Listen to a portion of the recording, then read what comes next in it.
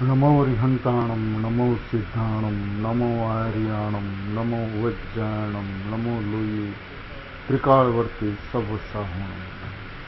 मंगलम भगवान वीरो, मंगलम गौतमो गरी, मंगलम कुंद कुंडारी, जैन धर्मोस्तु मंगलम, सर्वमंगल्यमांगल्यं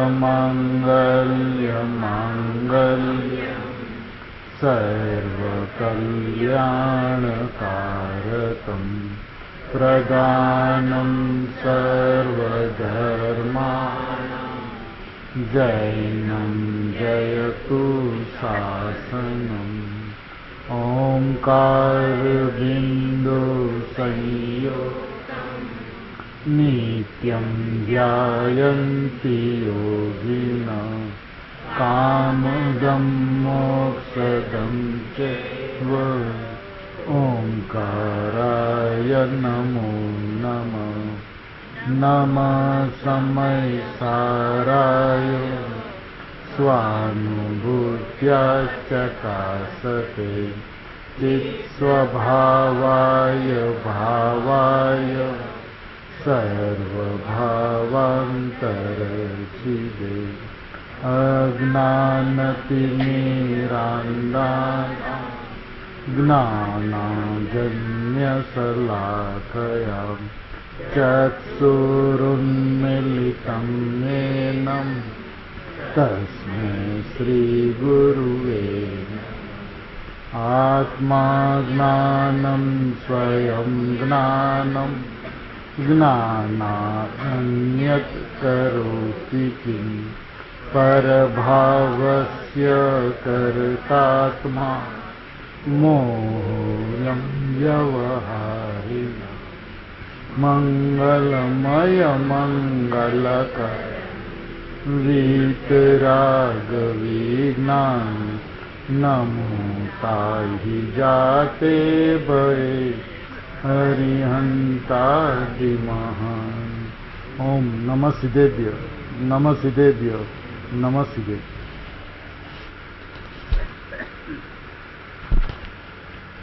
कुनकुनाचार्य भगवान द्वारा रचित भरत क्षेत्र का भगवान, ऐसा ग्रंथादिराज समयसार जी परमागम एवं आत्मख्याति नामक टीका के करनार आचार्य भगवान अमृतचंद्र आचार्य देव और कुनकुन आचार्य देव और अमृतचंद्र आचार्य देव के गर्भ में जाकर, उनके पेट में घुसकर उनके हृदय को खोलने वाले परम कृपाणु अनंत उपकारी पूज्य श्री गुरुदेव जी।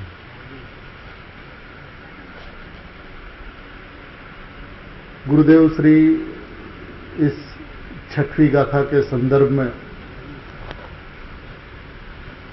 हमेशा ये बात कहा करते थे कि छठी गाथा से समयसार की शुरुआत है और छठवीं गाथा से समयसार की पूर्णता है,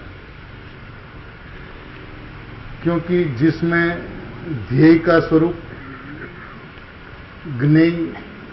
ज्ञान का स्वरूप और ध्येय पूर्वक ज्ञेय ऐसी अनुभूति का स्वरूप जिस गाथा में समाविष्ट हो, वो जैन शासन का 12 अंग 14 पूर्व का तीर्थंकर परमात्मा की वाणी का सार है।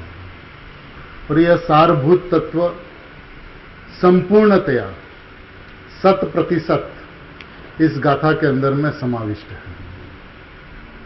तो जिस गाथा के माध्यम से तीर्थंकर परमात्मा की ओम ध्वनि का सार जिस एक गाथा के माध्यम से संप्राप्त हो, उससे उत्कृष्ट और क्या हो सकता है।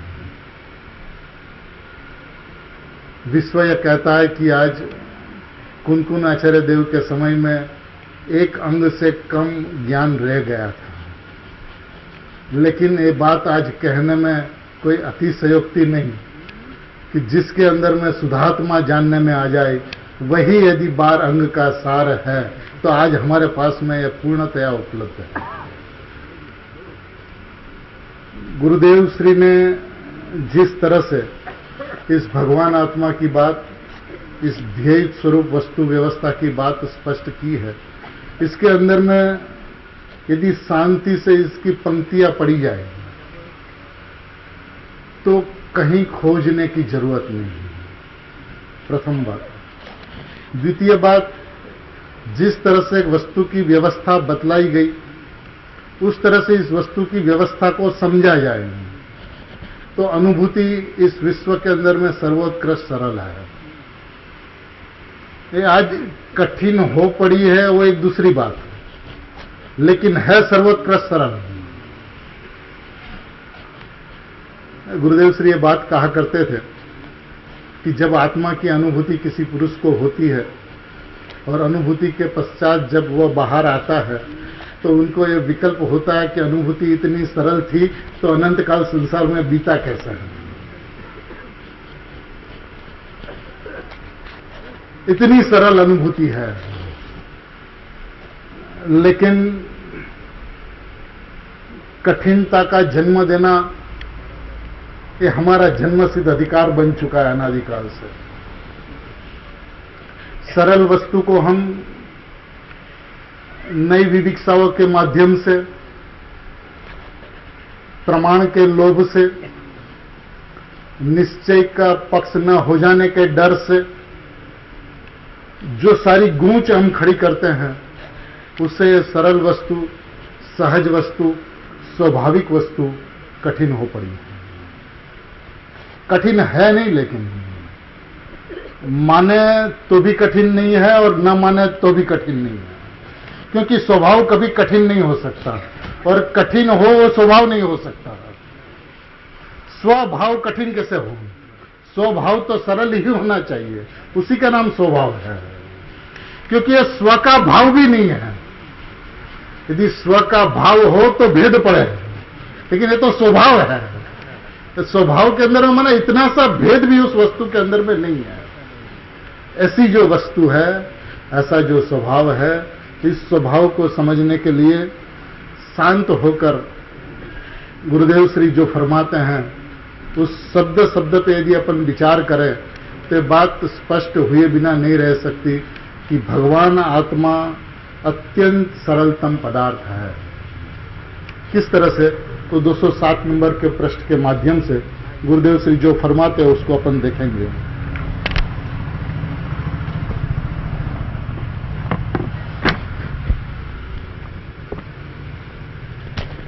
पहला पैराग्राफ है,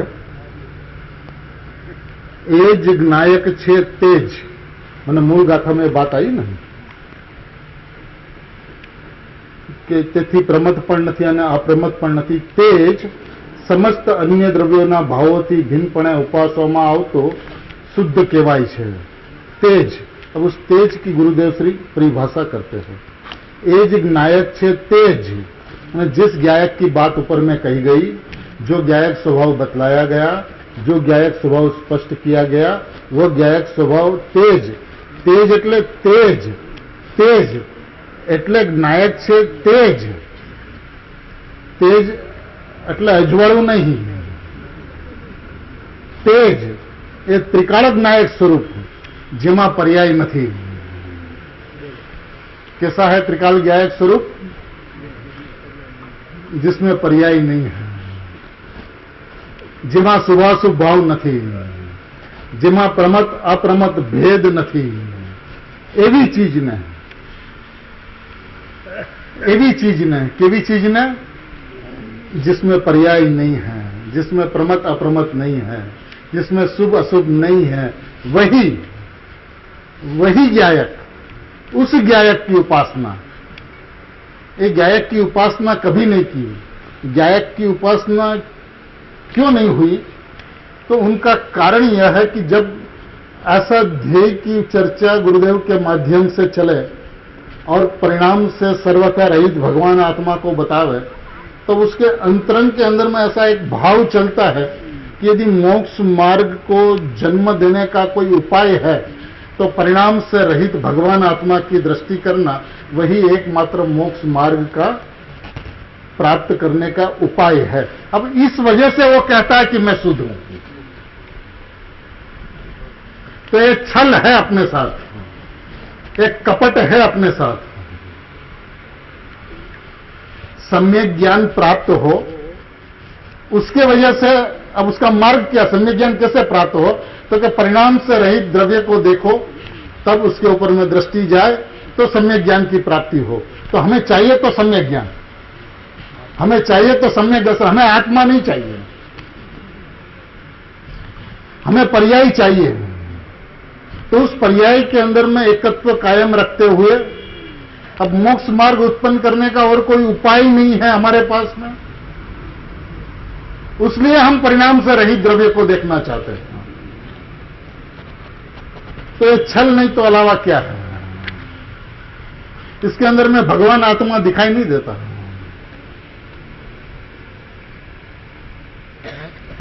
यदि परिणाम से ज्ञायक रहित है तो सर्वथा रहित है। अब अस्थि से तो आचार्य भगवान ने, गुरुदेव ने ज्ञायक कैसा है बतला दिया। अब अस्थि बतलाने के बाद में नास्ति भी बतलाते हैं कि कहीं पे तेरी भूल ना रह जाए।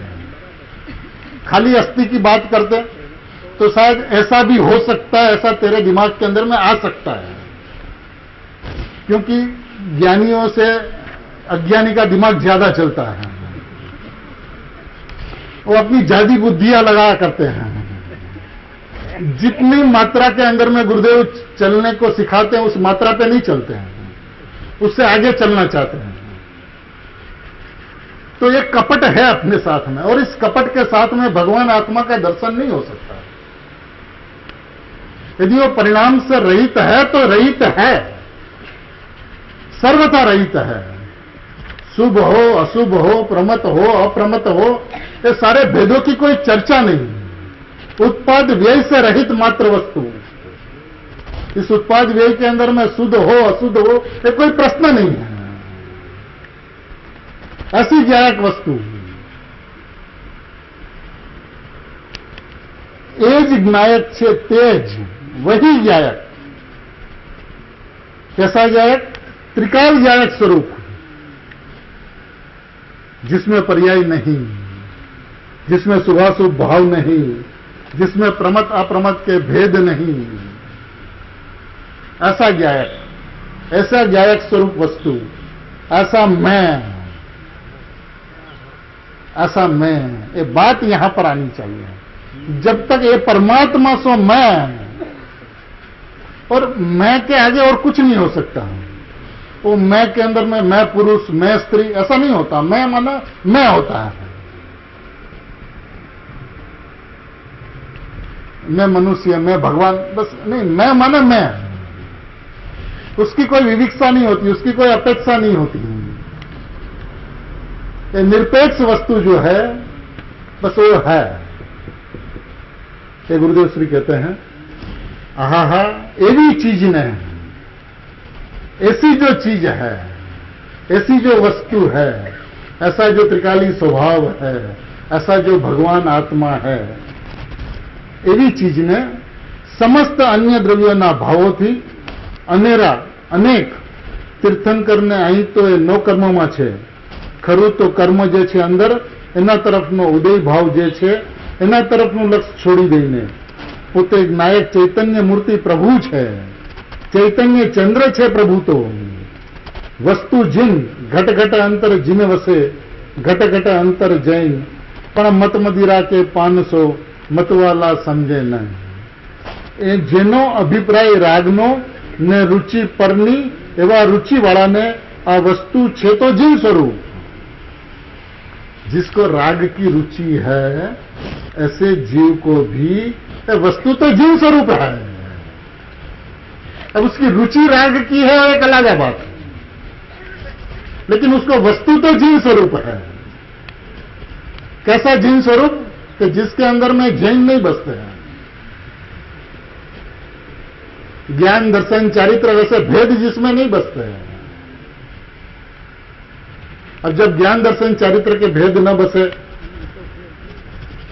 फिर वहां प्रमत अप्रमत के भेद, शुभ अशुभ के भेद,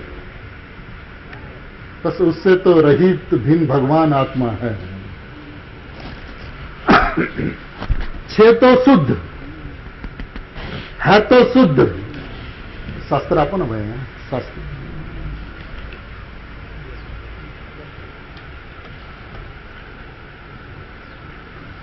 छे तो जिन स्वरूप, छे तो शुद्ध, शुद्ध कहो, जिन स्वरूप कहो, ज्ञायक कहो, ध्रुव कहो, अभेद कहो, सामान्य कहो, एकार्थ छे।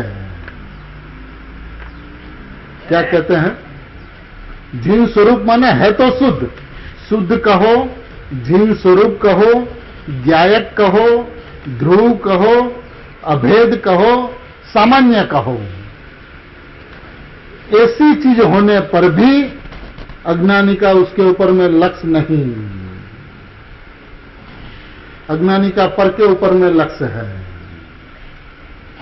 તેથી તેની સમીપમાં ही द्रव्य પડ્યું એની એને ખબર નથી।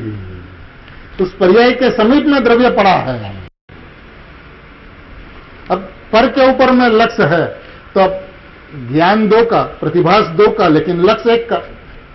तो जब लक्ष्य पर के ऊपर में है तो भगवान आत्मा समीप में होने पर भी उसको जानने में नहीं आता। તેની સમીપમાં એ દ્રવ્ય પડ્યું એની એને ખબર નથી। પર્યાય એક સમયની સમીપમાં પ્રભુ પડ્યો છે। ભગવાન અનાકુળ આનંદનો નાથ એક સમયની પર્યાય જે છે જ્ઞાનની, જાણવાની, એ પર્યાયની સમીપ જ પ્રભુ છે। एक समयनी जानने की वाली पर्याय उसके समीप प्रभु ही पड़ा है, दूर नहीं है उस परिणाम से भगवान आत्मा। आखू ध्रुव चिदानंद प्रभु समीप ज पड़्यो छे, आखू ध्रुव, पण त्यां तेनी नजर न होवाथी। तो कमी कौन सी? नजर की कमी है, दृष्टि की कमी है, इसके अलावा और कोई कमी नहीं। वो परिणाम के अंदर में भगवान पड़ा है, पर्यायनी समीप में भगवान पड़ो छे। अब दृष्टि पर के ऊपर में, लक्ष्य पर के ऊपर में, तो भगवान आत्मा जानने में आने पर भी उसे जानने में नहीं आता। तो अब करना क्या है? कौन सा पुरुषार्थ करना? बस ये भगवान आत्मा जणाई रह्यो छे અને પર જણાઈ રહ્યો છે એવો ભ્રમ તોડવો। એ સમીપમાં પડ્યો છે ભગવાન આત્મા, એની જે ભ્રાંતિ થઈ ગઈ છે એ ભ્રાંતિને તોડી। ભ્રાંતિ તૂટે કેવી રીતે? તો કે પરિણામની અંદરમાં ભગવાન આત્મા છે, એ પરિણામની સમીપ ભગવાન આત્મા પડ્યો છે, એ ધ્રુવ ચિદાનંદ પ્રભુ પડ્યો છે, એવી દ્રષ્ટિ એક વખત થઈ જાય, है ना? कितनी सुंदर बात कही। भगवान अनाकुल आनंदनो नाथ एक समयनी पर्याय जे छे ज्ञाननी, जाणवानी, ए पर्यायनी समीप ज प्रभु छे, समीप ज प्रभु छे। आखू ध्रुव चिदानंद प्रभु समीप ज पड्यो छे, पण त्यां तेनी नजर न होवाथी समयसर 17-18 गाथामां तो एम कह्युं के एनी वर्तमान ज्ञान पर्याय जेनी वात बापा छे। आहा, प्रभु तारी प्रभुतानो पार न मळे, जेनी प्रभुतानी पूर्णताનું कथन કરવું કઠણ પડે, એવો તું સર્વોત્કૃષ્ટ નાથ અંદર બિરાજે છે। આહા, એને એક સમયની પર્યાયમાં પડેલો, એને એ સમીપમાં છે, એ નજરમાં આવતો નથી। એ पर्याय में भगवान पड़ा है, उसकी नजर में नहीं आता, क्योंकि नजर पर के ऊपर में है। मैं परमात्मा हूं ऐसी दृष्टि जमी नहीं आ सकती। बस इतना सा उसका कर्तव्य। परिणाम की स्वतंत्रता समझे, परिणाम की व्यवस्था समझे, परिणाम की क्रमबद्धता समझे।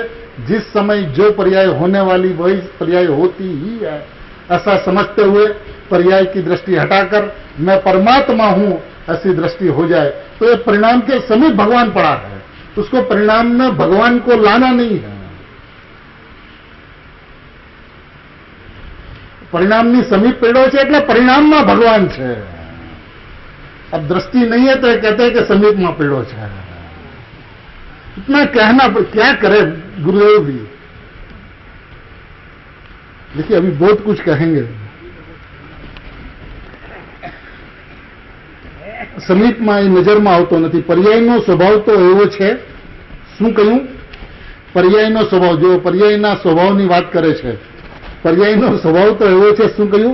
જ્ઞાનની એક સમયની પર્યાયનો સ્વભાવ તો એવો છે કે આખું દ્રવ્ય જે જાણે છે, ये पर्याय का स्वभाव है। पूरे द्रव्य को जानता है, पर्याय का स्वभाव है। पर्यायનો સ્વભાવ તો એવો છે, શું કહ્યું? જ્ઞાનની એક સમયની પર્યાયનો સ્વભાવ તો એવો છે કે આખું દ્રવ્ય જ એ જાણે છે। ये पर्याय का स्वभाव, हम तो समझते हैं कि पर्याय का स्वभाव क्या क्या क्या करना, इसको करना, इसको जानना, इसको छोड़ना, इसको त्याग करना, इसका ग्रहण करना। ये पर्याय का स्वभाव नहीं, ये पर्याय संबंधी कल्पनाएं है सारी। पर्याय का स्वभाव तो आखू द्रव्य ने जाने ते छे,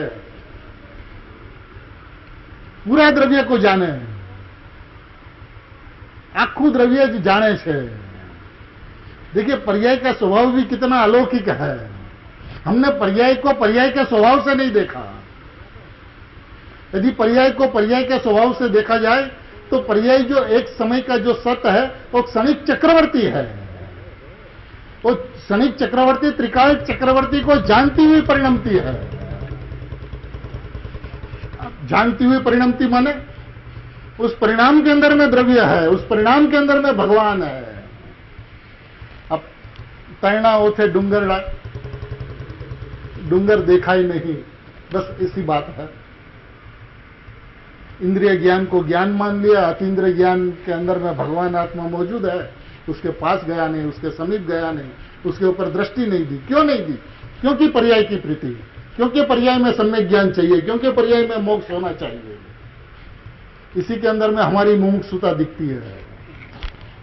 लेकिन मैं परमात्मा हूं, मैं आनंद का नाथ हूं, मैं भगवान हूं, इसका इकरार अंदर से नहीं होता। होता है तो परिणाम के अंदर में सम्यक दर्शन की प्राप्ति हो, उसलिए होता है। यह शर्त है उनकी, और उसमें भगवान आत्मा कभी जवाब नहीं देता। क्यों दे? यदि आपके साथ में ईमानदारी नहीं हो, पर्याय के अंदर में एकत्व हो, तो त्रिकाली क्यों देखे आपकी ओर? और त्रिकाली में एकत्व हो तो कहता मैं तो मौजूद हूं, मैं तो प्रकट हूं, मैं तो विद्यमान हूं, मैं तो प्रत्यक्ष हूं, मेरे को प्रकट नहीं करना आपको, मैं तो परिणाम में प्रकट हूं, सामर्थ्य रूप प्रकट हूं, लेकिन मैं भगवान हूं, ऐसा विश्वास हो जाए तो एनलार्ज हो जाएगा। एनलार्ज करना नहीं पड़ेगा। ऐसी अद्भुत व्यवस्था।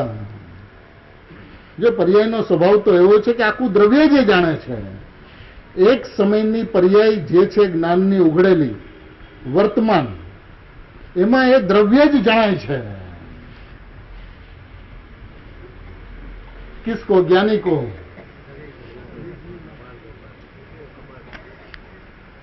एक समयની पर्याय જે છે જ્ઞાનની ઉઘડેલી, अभी वर्तमान जो ज्ञान की पर्याय जो प्रकट हुई है, उस वर्तमान पर्याय में एमा एक द्रव्य जो जनाई है।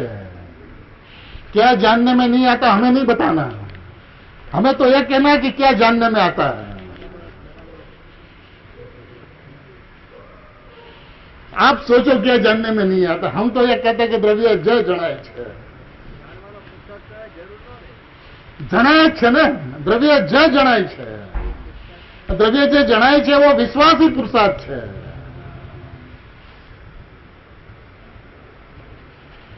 કેટલી અદ્ભુત વાત, કેટલી અલૌકિક વાત। પોતાના પરિણામનો સ્વભાવ એવો છે કે જેમાં દ્રવ્ય જ જણાય છે, દ્રવ્ય ही जानने में आता है।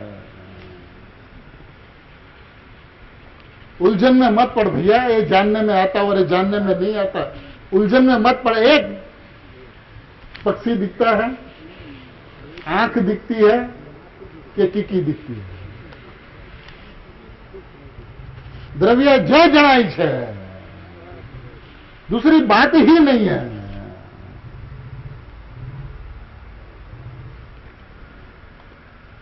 वर्तमान एम द्रव्य जो जनाय है, पण અજ્ઞાનીની દ્રષ્ટિ ત્યાં નથી. બસ ઇતના સા દોષ, વહાં પે દ્રષ્ટિ નહીં.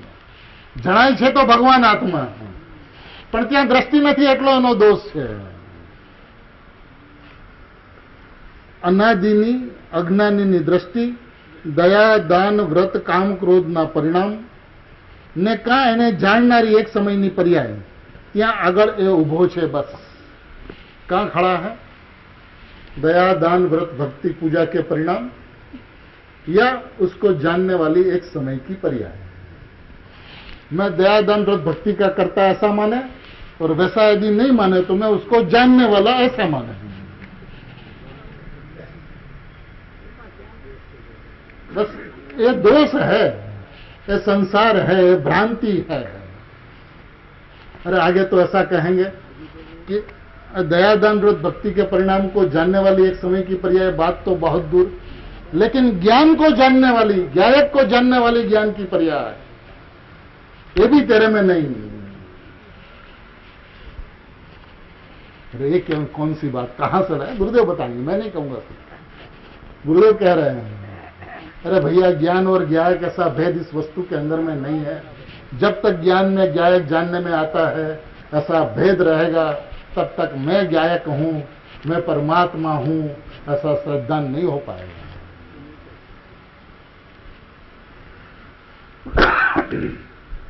ત્યાં આગળ એ ઉભો છે. બસ હા, મિથ્યા दृष्टि છે, सत्य दृष्टि थी विरुद्ध दृष्टि है.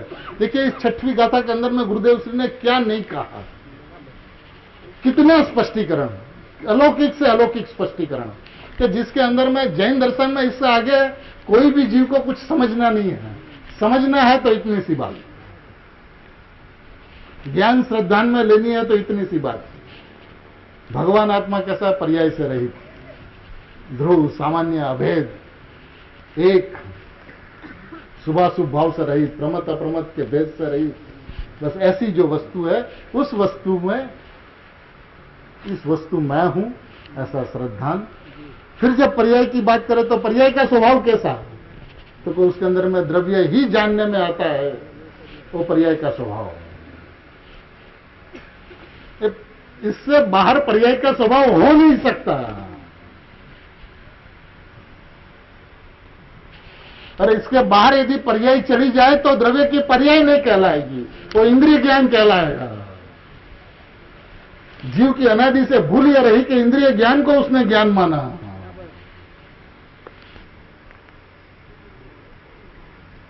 पर को जानने वाला है इंद्रिय ज्ञान. अतीन्द्रिय ज्ञान भेद को ग्रहण ही नहीं करता. अतीन्द्रिय ज्ञान का स्वभाव क्या, अभेद ज्ञान का स्वभाव क्या, अभेद ग्राह्य.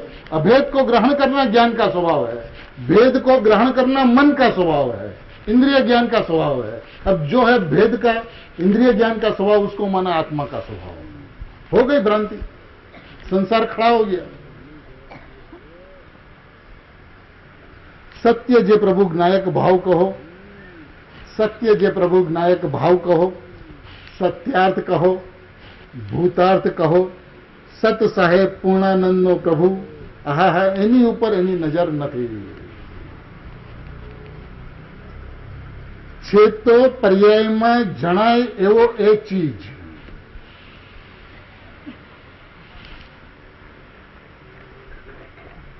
भाई साहब आपको कोई प्रश्न हो तो गुरुदेव के पास अपन जा सकते हैं, कोई असुविधा नहीं है, इसी वक्त जा सकते हैं,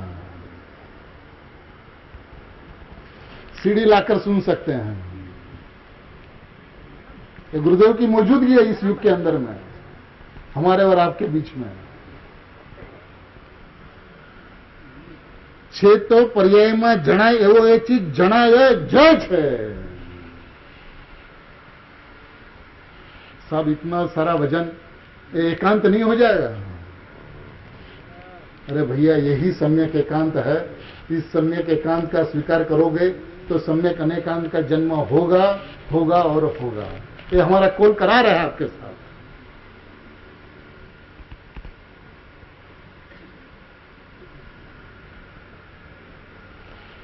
प्रभु एम कहे छे, त्रिलोकनाथ जिनेश्वर देव एना केड़ा संतो एम कहे छे कि प्रभु एम कहे छे, प्रभु एक बार सांभळो.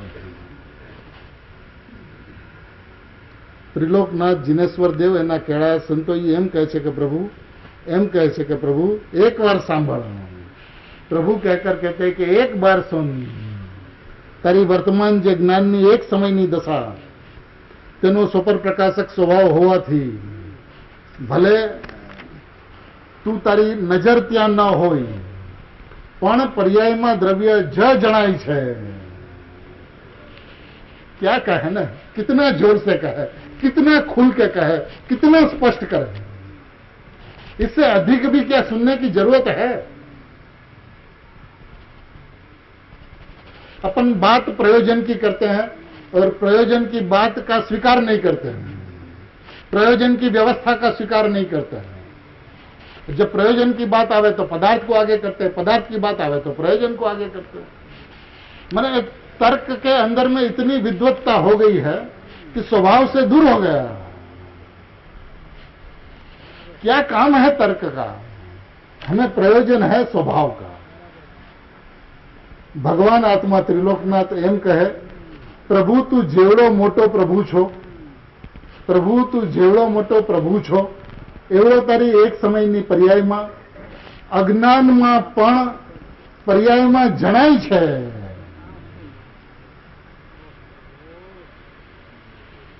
अब क्या सुनना चाहते हो गुरुदेव से? भैया समय सार को खोलकर कभी सुना ही नहीं, कभी देखा ही नहीं कि हमारे पिताश्री हमारे लिए कौन सी संपत्ति रख के गए, कौन सा खजाना रख के गए, जिस संपत्ति के अंदर में सभी जीव गुरुदेव के सभी संतान भगवान हो जाए, ऐसा खजाना की लाखों चाबियां रख के गए। आपके घर में समय सार सिद्धि, हमारे घर में समय सार सिद्धि, चेतन भाई के घर में समय सार सिद्धि, सभी के घर के अंदर में समय सार सिद्धि, सबके पास में एक एक चाबी। अब छठी गाथा की एक एक पंक्तियां पढ़े कि क्या कहते हैं गुरुदेव से, है ना। समय नहीं,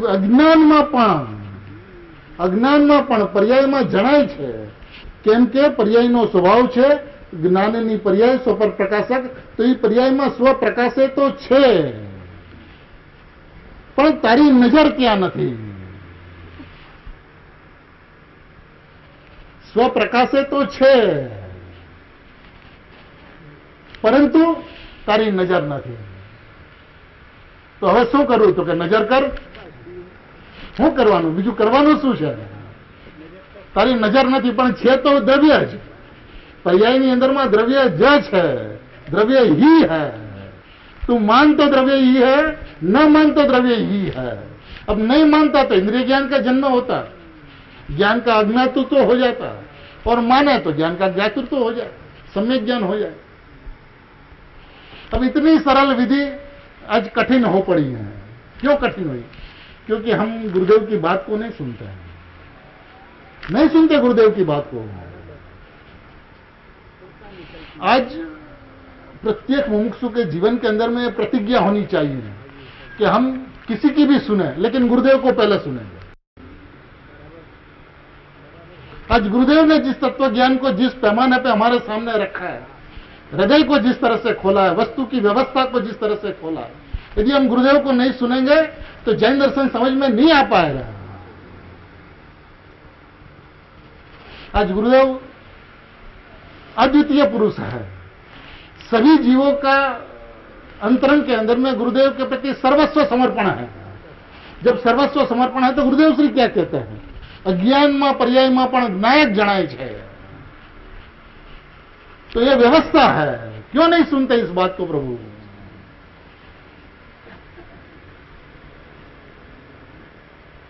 और देखिए, जब ही कहते हैं द्रव्य ही जानने में आता है तो उसका मतलब दूसरा जानने में नहीं आता है, कहने की जरूरत नहीं।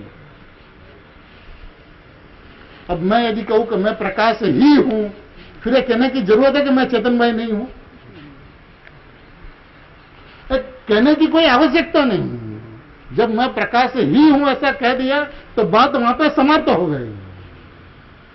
द्रव्य ही जानने में आता है तो बात वहां पे पूर्ण विराम हो गई। माने हम अपने स्वभाव को स्वभाव से नहीं देखते। जब तक स्वभाव को स्वभाव से नहीं देखा जाएगा तब तक स्वभाव की महिमा नहीं आ सकती, और जब स्वभाव की महिमा नहीं आएगी तो उसके अंदर में एकाग्रता नहीं होगी, एकाग्रता नहीं होगी तो एकत्व नहीं होगा, एकत्व नहीं होगा तो अनुभूति नहीं होगी। स्वभाव को स्वभाव से देखे, वो एकमात्र उपाय है वस्तु तक पहुंचने। तो देखिए पर्याय स्वभाव भी गुरुदेव श्री ने कितना स्पष्ट किया। अभी गुरुदेव की तो एक एक पंक्ति ऐसी है कि बस स्वाध्याय चले तो घंटों पर उस पंक्ति पे चलता रहे, आगे चलने का मन ही नहीं करे, लेकिन क्या करें, समय की मर्यादा है। तारी नजर का दया करीने भक्ति करीने व्रत पाड़ियाने पूजाओ करी एवो जे राग एना ઉપર તારી નજર છે।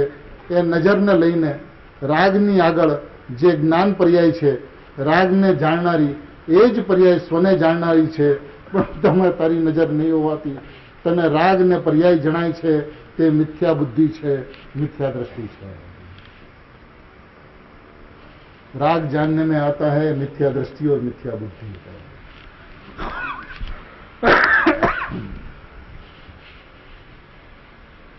अरे राग को करे नहीं, राग को जाने तो सही नहीं छे, जाने छे मिथ्या दृष्टि और मिथ्या बुद्धि हो। अब तुझे किस कोटि में अपने आप को रखना हो तो विचार कर ले, हमें कुछ नहीं कहना है।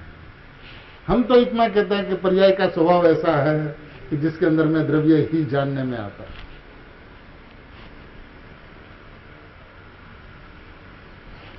પણ જેની દ્રષ્ટિ પરદ્રવ્ય અને ભાવ ઉપરથી છૂટી જાય અને ભેદ પર્યાયના પર્યાય એમાં નથી, તેથી પર્યાયમાંથી લક્ષ્ય છૂટી જાય, અન્ય દ્રવ્યના ભાવથી લક્ષ્ય છૂટી, એનો અર્થ અન્ય દ્રવ્યના ભાવથી લક્ષ્ય છૂટ્યું તો રાગથી પણ છૂટ્યું, અને રાગથી છૂટ્યું તો પર્યાયથી પણ લક્ષ્ય છૂટી ગયું।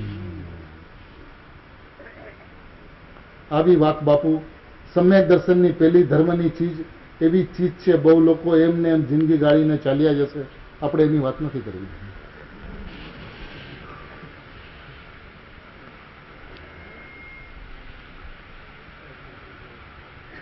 फिर પેરેગ્રાફ અન્ય દ્રવ્યોનો સમસ લીધું ને પેરેગ્રાફમાં છે, તેમાં તીર્થંકર આવ્યા ને તીર્થંકરની વાણી આવી, એના ઉપરથી પણ લક્ષ છોડી દે। સમસ્ત અન્ય દ્રવ્ય અને એના ભાવ, ભગવાનનો ભાવ તો કેવળ જ્ઞાન, કર્મનો ભાવ પુણ્ય પાપનો રસ, એ બધાથી લક્ષ છોડી દે। અન્ય દ્રવ્યોના ભાવોથી ભિન્નપણે સેવામાં આવતો એને જુદો, રાગથી નિમિત્તથી જુદો, આત્મા જ્ઞાયક ભગવાન પૂર્ણ સ્વભાવથી ભરેલો, જીન ચંદ્ર વિતરાગી શીતળ સ્વભાવથી પૂર્ણ ભરેલો ભગવાન, એના ઉપર લક્ષ જતા, એટલે કે એની પર્યાયમાં તેનું લક્ષ થતા, એટલે કે એની પર્યાયમાં દ્રવ્યનું લક્ષ થવું એની સેવા છે। એ ઉપાસના है द्रव्य की। मैं परमात्मा हूं, ये द्रव्य के ऊपर मैं लक्ष्य गया और इस लक्ष्य गया उसको द्रव्य की उपासना कहने में आती है। ज्यां भगवान पूर्ण स्वरूप है एनी उपासना, एनो अर्थ के एनो स्वीकार, एनो सत्कार एटले के एनो आश्रय। अंतिम पंक्ति ए भिन्नपणे उपासवामां आवतो शुद्ध कहेवाय छे। ए रागने पर्यायनुं लक्ष्य छोड़ी स्वरूपनी सेवा करनार, एटले स्वरूपनुं लक्ष्य थता तेनी पर्यायमां शुद्धता जे थाय ए शुद्धताए द्रव्यने सेवी, एटले शुद्धताए द्रव्यनो स्वीकार कर्यो, ए शुद्धतानी पर्याये शुद्ध द्रव्यनो स्वीकार कर्यो, तेथी शुद्धनी पर्यायमां शुद्ध जणाणुं एने शुद्ध कहेवामां आवे छे। बस शुद्ध जानने में आया तो शुद्ध की सेवा की, शुद्ध की उपासना की, ऐसा कहने में आता है। लेकिन उपासना की उसलिए शुद्ध कहने में आता है, लेकिन वस्तु तो स्वभाव से उपासना के बिना ही त्रिकाल शुद्ध है। वस्तु तो स्वभाव से शुद्ध है, उसकी कोई उपासना करो या ना करो, लेकिन वस्तु तो स्वभाव से शुद्ध है। बस ये शुद्ध वस्तु मैं हूं, क्योंकि पर्याय से मैं रहित हूं।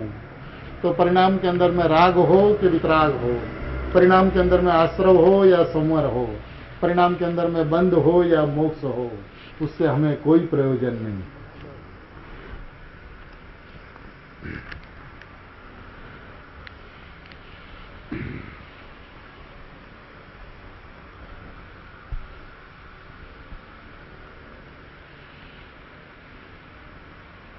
अब दूसरा पैराग्राफ अपन चालू करें।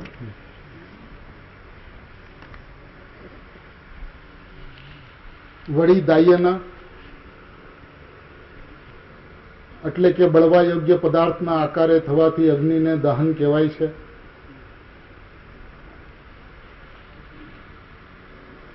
વળી દાહ્યના એટલે કે બળવા યોગ્ય પદાર્થના આકારે થવાથી અગ્નિને દહન કહેવાય છે.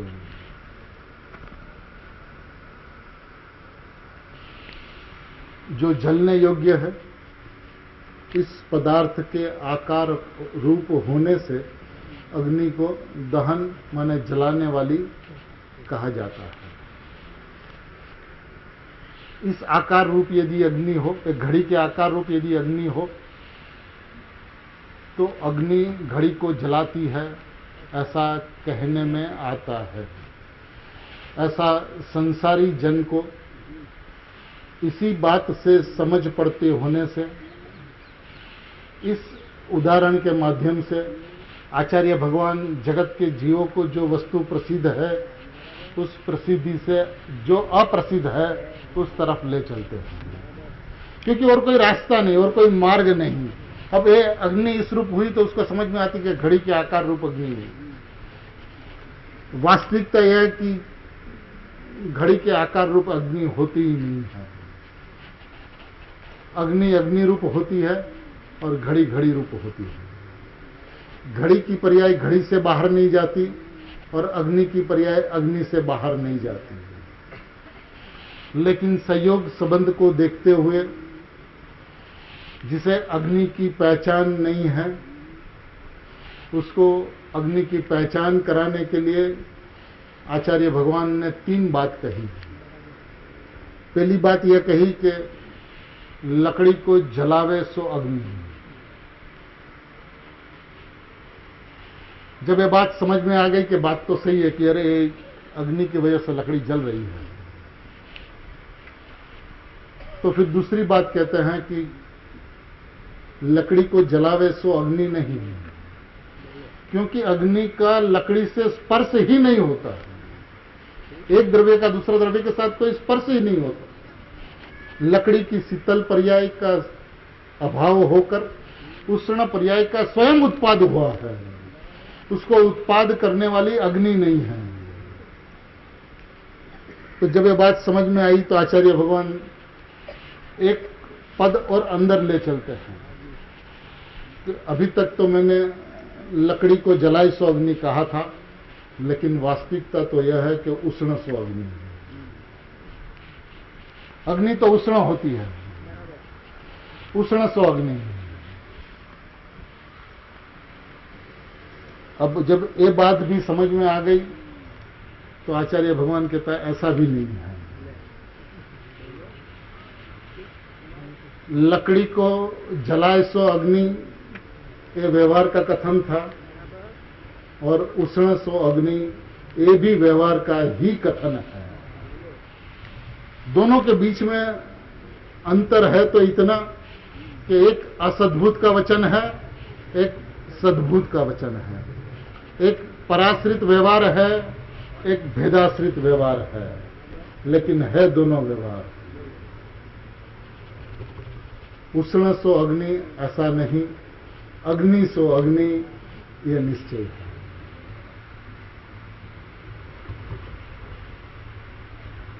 लेकिन क्या करें, अब उपाय नहीं है समझाने की, कोई रास्ता नहीं है, कोई विधि नहीं है. तो ऐसे कहते हैं कि बड़वा योग्य पदार्थ में आकारे थवाथी अग्नि ने दहन कहवाय छे. इसके ऊपर से यदि अपन सिद्धांत उतारे तो ऐसा सिद्धांत निकलता कि उस तरह जणावा योग्य पदार्थना आकारे थवाथी ज्ञान ने जाणनार कहवाय छे. बळवा योग्य पदार्थना आकारे थवाथी अग्नि ने बाळनार कहवाय छे. तो जणावा योग्य पदार्थना आकारे थवाथी ज्ञान ने जाणनार कहवाय छे. पण जेवी रीते अग्नि बळवा योग्य पदार्थ ने बाळनार नथी, एवी रीते ज्ञान जणावा योग्य पदार्थ ने जाणनार नथी.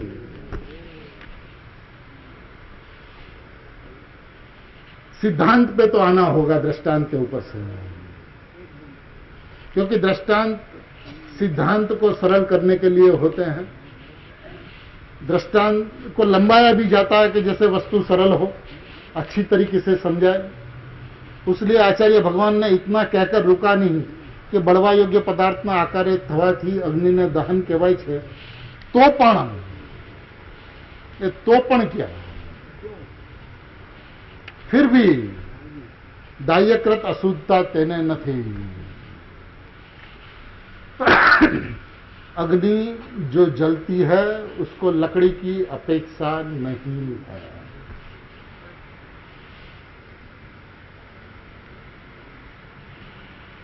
दाह्यकृत अशुद्धता अग्नि को नहीं है। यदि अग्नि सही में लकड़ी को जलाती तो अग्नि अग्नि न रहकर अग्नि लकड़ी हो जाती है।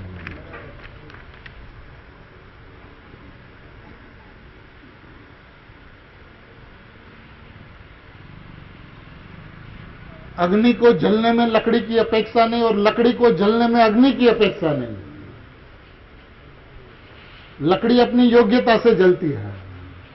अग्नि के कारण जले तो अग्नि की सापेक्षता आती है और अग्नि की यदि अपेक्षा से वो जलती है तो लकड़ी निरपेक्ष तत्व नहीं रहेगा, तो उसे दाह्यकृत अशुद्धता होगी। ये बात को सिद्धांत के माध्यम से आचार्य भगवान स्पष्ट करेंगे। ये बात को अच्छी तरीके से समझना बहुत जरूरी है। माने इस दृष्टांत के अंदर में भी इतना माल है कि यदि दृष्टांत समझ में आ जाए तो सिद्धांत समझ में आ जाएगा। जो अनादिकाल की भ्रांति है, इस भ्रांति को एक दृष्टांत के माध्यम से आचार्य भगवान ने जड़मूल से समाप्त कर दिया है। मैंने इतना सॉलिड दृष्टांत दिया है कि जिसने 45 साल तक गुरुदेव को सुना उसको ये बात पता थी पहले दिन से कि कांजी स्वामी की मोटर पेट्रोल से नहीं चलती है। ये गुरुदेव श्री ने पहले दिन कहा था कि गाड़ी पेट्रोल थी नहीं चलती है, एक द्रव्य बीजा द्रव्य नु काई नहीं करी सकतू। और यदि ये बात हमारे दिल दिमाग के अंदर में बैठी है आज 75 साल के पश्चात, एक द्रव्य दूसरा द्रव्य का कुछ नहीं कर सकता, तो फिर अग्नि लकड़ी को जलावे कैसे? लकड़ी के अंदर में यदि जलने की योग्यता ना हो तो किसकी ताकत है उसको जला दे? अब जहां पे लकड़ी वहां पे आकाश के प्रदेश भी है। यदि अग्नि जलाती है तो जला दे आकाश के प्रदेश को, जला दे। अब उसके अंदर में प्रदेश में आकाश के प्रदेश में जलने की योग्यता नहीं तो नहीं जलता, और लकड़ी के अंदर में जलने की योग्यता है तो स्वयं जलती है। उसको जलाने वाला इस विश्व में कोई नहीं है। किसी को किसी की अपेक्षा नहीं है। अपेक्षा हो तो विश्व का नाश होगा। इसका सीधा फल, यदि अग्नि लकड़ी को जला सकती है तो 14 ब्रह्मांड का नाश हो, और कुछ हो ही नहीं सकता। दो पदार्थ की स्वतंत्रता नहीं रही, दो पदार्थ की स्वाधीनता नहीं रही, एक दूसरे से पराधीन हुआ तो एक रूप रहा ही नहीं, दो एक रूप हुआ, और दो एक रूप हुआ तो 6 एक रूप होगा, और ऐसा होता ही नहीं है, तो विश्व का नाश हुए बिना नहीं रहेगा।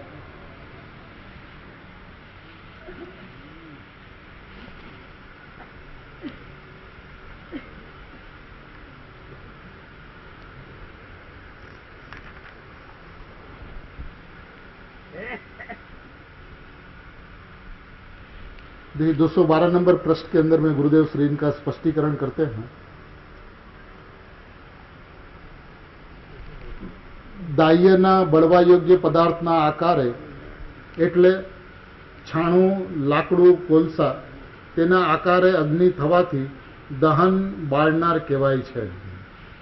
क्या हुआ? अग्नि उस लकड़ी कोयले के आकार हुई। आकार माने जैसा अग्नि का आकार तो अग्निमय होता है, लेकिन फिर भी बाहर से जगत को, व्यवहारिक जन को ऐसा दिखता है कि लकड़ी के आकार रूप हुई। अब लकड़ी के आकार रूप हुई तो उसको बाढ़नार कह देने आया, उसको जलाने वाली कह देने में आया। क्या क्या हुआ? उसने जलाया नहीं, उस आकार हुआ।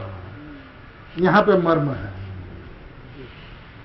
जब ज्ञेयाकार की बात आएगी तो यहां से बात खुलेगी।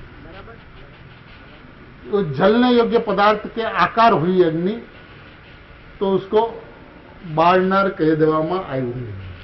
આગળ તો પણ દાહ્યકૃત અશુદ્ધતા તેને નથી. બળવા યોગ્ય પદાર્થનો જેવો આકાર અહીં થયો માટે તેની અપેક્ષાથી ત્યાં આકાર થયો છે એવી અશુદ્ધતા પરાધીનતા એને નથી. यदि लकड़ी के वजह से अग्नि का ऐसा आकार होता तो ये अशुद्धता कहलाता.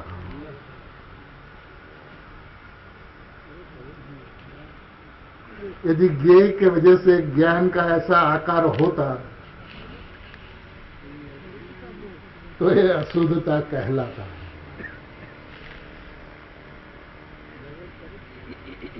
दिल दिमाग को ठंडा रखकर, शांत होकर, धीरा पढ़कर इस परमपिता गुरुदेव श्री की वाणी को सोचे समझे तो यहां पर मोक्ष हो, यहां पर इसी वक्त. समय नहीं लग सकता है. सोगानी जी साहब को समय नहीं लगा तो जगत को क्यों समय लगेगा? देखिए, वस्तु व्यवस्था तो ऐसी है. अब तारी वारे वार है. अब यही तुझे देरी है, तू शांति से चलना चलता तो चल, हमें कोई इतराज नहीं है, क्योंकि अभी समय है बहुत. गुरुदेव श्री के 4 भाव का समय है तेरे पास.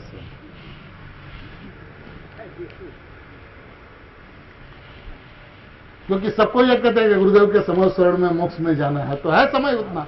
जिस दिन भी स्वीकार कर ले, जिस वक्त तू स्वीकार कर ले. एक पदार्थ को दूसरे पदार्थ की पराधीनता हो नहीं सकती. यदि पराधीनता हो तो दाह्यकृत अशुद्धता कहलाएगी.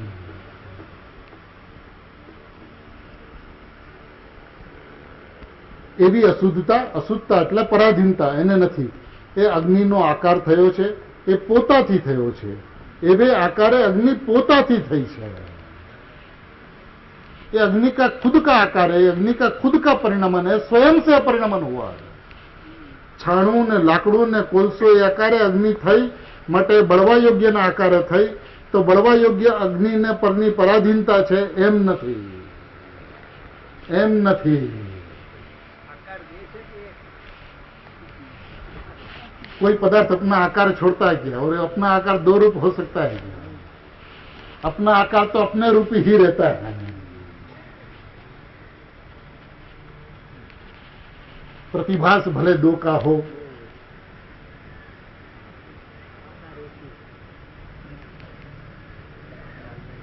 लक्ष्य तो एक का होता है. वस्तु एक रूप रहती है. उनकी स्वच्छता में, उनके परिणाम के अंदर में 2 का प्रतिभास हो, उसमें कोई आपत्ति नहीं. लेकिन एक समय में लक्ष्य एक का, और जिस समय 2 का प्रतिभास हुआ उस समय वो वस्तु 2 रूप है ना 1 रूप है. और यदि वो 1 रूप है तो स्वरूप है ना पर रूप है. और स्वरूप है तो स्वरूप है कि स्व है? अरे भैया, रूप की अपेक्षा तो पर की अपेक्षा कही जाती है.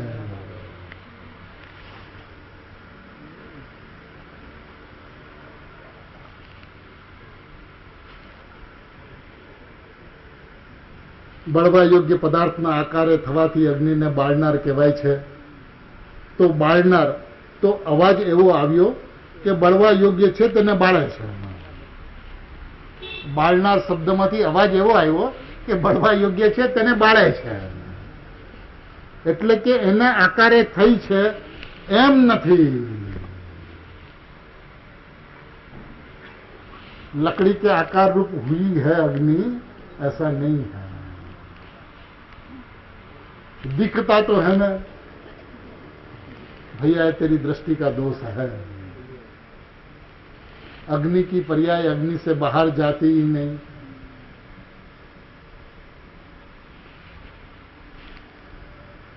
अग्नि लकड़ी को जलाती है,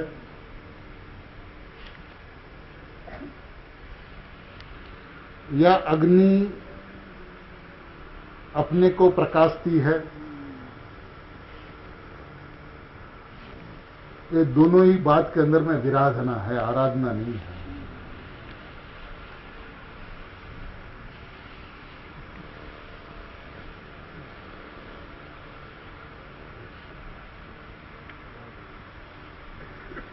सही में ऐसा वक्त आया, ऐसा सुवर्ण युग आया, गुरुदेव की सुवर्णपुरी, और सुवर्णपुरी में निकला 100 टच का 24 कैरेट का सुवर्णपूर्ण भगवान आत्मा, और उस भगवान आत्मा की ऐसी अद्भुत अलौकिक बातें, सब कुछ गुरुदेव कह गए हैं। इसमें किसी व्यक्ति की बात नहीं, व्यक्ति विशेष की बात नहीं, ये वस्तु की व्यवस्था है। अब अपनी योग्यता न हो तो बात आवे व्यवहार से, और अपनी योग्यता पक जाए तो जैसी वस्तु की व्यवस्था है, जैसा स्वभाव है, ऐसी बात है। ये जीवों का समय पक चुका है, इसलिए ऐसी बात गुरुदेव ने तो प्रवचन में की, कैसेट में रह गई। तो यार समय सार सिद्धि के माध्यम से जगत के पास में मन आप घुटते रहो, रिवाइंड फॉरवर्ड बैकवर्ड कुछ करने की कुछ जरूरत नहीं, बस एक पंक्ति को पाठ कर बैठे रहो कि साहब आप શું કહો છો માટે, આ અવાજ તો બાળનાર છે એવો આવે છે, પણ એના આકારે થઈ છે એમ નથી, એ શું? એટલે એનો મતલબ બાળનાર નથી, બાળનાર કહેવામાં આવે છે પણ બાળનાર નથી, જાણનાર કહેવામાં આવે છે પણ જાણતો નથી। વાત એમ છે, સમજાય તો એમ છે, ન સમજાય તો એમ છે। આ તો વસ્તુની વ્યવસ્થા છે ભાઈ, આ કોઈ પક્ષ નથી, આ કોઈ વાળો નથી, આ કોઈ સંપ્રદાય નથી, આ સ્વભાવની વ્યવસ્થા છે। એ સ્વભાવની વ્યવસ્થાને કોણ ફેરવે? અને આચાર્ય ભગવાનના વ્યવહારથી કોઈ વાત કોઈ જગ્યા કરી હોય તો બરાબર છે, એના સ્થાને યોગ્ય છે। હવે એ પ્રયોજનભૂત છે કે નહીં તારો વિચાર કરી લેવો। વ્યવહાર પરમાર્થનો પ્રતિપાદક છે એ વાત તો સાચી, પણ એ આદરવા યોગ્ય છે કે નહીં, સત્કાર કરવા યોગ્ય છે કે નહીં, આશ્રય કરવા યોગ્ય છે કે नहीं, એનો निर्णय કરી लो। ठीक है ना, व्यवहार को कहा ना परमार्थ का प्रतिपादक कहा, लेकिन वो सत्कार करने योग्य नहीं है, जानने योग्य है, बस यहां तक तो उसकी सीमा है, अनुकरण करने योग्य नहीं है।